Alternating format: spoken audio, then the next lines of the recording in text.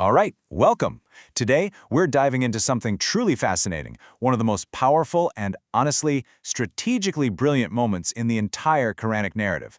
I'm talking about the letter from Prophet Solomon to the Queen of Sheba. And we're not just going to skim the surface here. No, we're doing a full-on forensic analysis, pulling directly from classical commentaries on Surah An-Naml.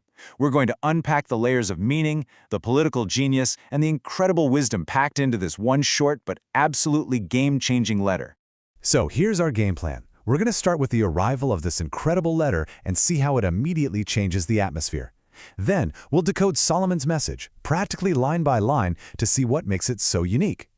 After that, we'll watch how the queen, instead of panicking, wisely seeks counsel from her advisors. We'll look at their response, how they pledge their strength to her, and that leads right into her brilliant countermove, the strategy of sending a gift. Finally, we'll bring it all together and talk about what this whole exchange reveals about wisdom, power, and faith. Okay, let's set the scene. The letter arrives. And the Queen of Sheba, who is a powerful monarch in her own right, gets her entire assembly of chiefs and advisors together. But what's her reaction? It's not fear, it's not anger. It's this deep sense of gravity. You can tell that this message, before anyone else has even read it, has already earned her complete respect and concern. Now listen to the words she chooses. They are so specific. She doesn't just say, hey, I got a letter. She calls it a kitabun karim, which means a noble or honorable letter. That single phrase is a massive clue.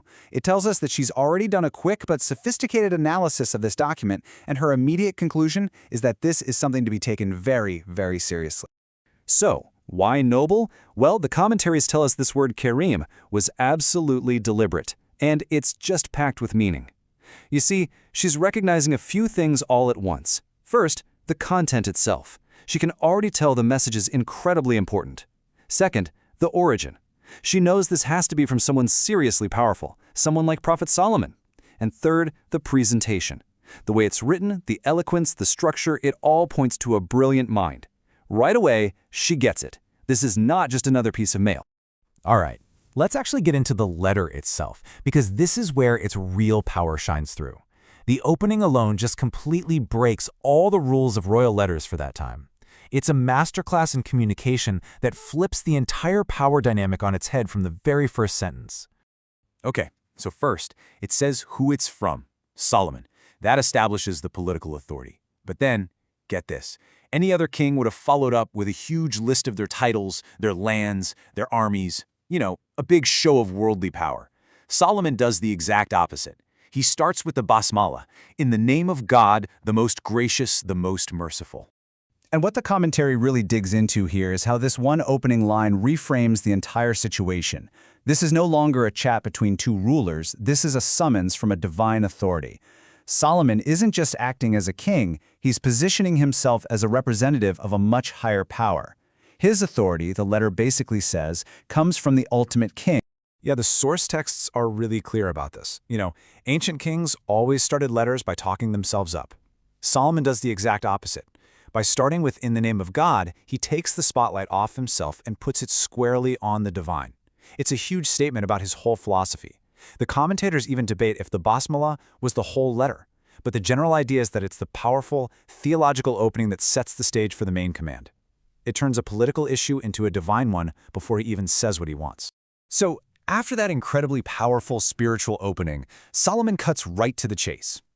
He lays out his demand in two very distinct parts, and each part has a different layer of meaning. One is political, and the other is deeply spiritual. This isn't just a simple request, it's a total summons. And here is where it gets just brilliant. You see the two sides of Solomon's mission perfectly laid out. The first part, be not haughty against me, that's a straight-up political command, right? It means, don't rebel, recognize my authority. Simple enough.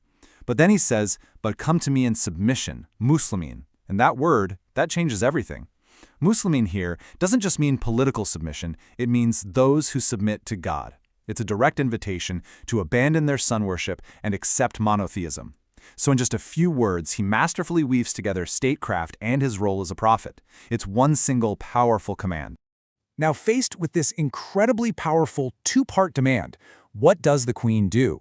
Her reaction is just a masterclass in leadership. There's no panic, No rash decisions. Instead, she immediately starts a process of calm, collective thinking. She knows this moment is too big for her to handle alone.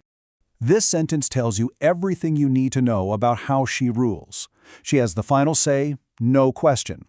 But she makes it a public policy that she will never use that power without talking to her advisors first. She's not just asking for their thoughts. She says, I would not decide a matter until you are present. She has literally built consultation into her system of government. The commentary really holds this up as the gold standard of wise and secure leadership. Asking for advice isn't a weakness for her, it's a sign of incredible strength. She's so secure in her own power that she not only welcomes but actually requires other people's input. Think about what that does. It builds loyalty, it makes sure every angle is covered, and it creates a culture where everyone shares responsibility for the kingdom's future. So, the queen asks for advice. How does her council respond? Well, their answer is just as insightful as her question. It tells us a lot about the political maturity and strength of their kingdom. They don't just give an opinion, they clarify their role and then reaffirm her absolute authority. Their reply is just perfectly balanced. They start by saying, hey, we're ready for a fight. We're strong, so they're not weak or afraid. But in the very next breath, they hand all the decision-making power right back to their queen. They basically say, we have the power, but it's yours to command. What the commentary points out here is that the council knows its job perfectly. They are the military arm of the state. They're the muscle, but she is the brain. They're essentially saying, we've got the strength, you've got the wisdom. We can provide the force, but you tell us when, where, and how to use it. You know, this whole exchange reveals a really sophisticated political system. It's a textbook example of civilian control over the military. By saying war is an option, but you decide, they empower her to think beyond just a military response. They keep the kingdom from rushing into a fight and make sure that wisdom and strategy, not just brute force, will guide whatever they do next. So the council is ready for war if needed. What does the queen do? She doesn't pick up the sword. Instead, she offers her own sharp analysis of the situation and comes up with this cautious, super intelligent information-gathering strategy. She decides she's going to play the long game. Her response has two parts. First, she drops this piece of political wisdom, a rule of thumb based on her experience with power. Conquerors destroy things. It's what they do. And based on that reality, she lays out her plan. It's not about fighting, it's about testing Solomon to find out who he really is. She's not just reacting to the threat, she's investigating.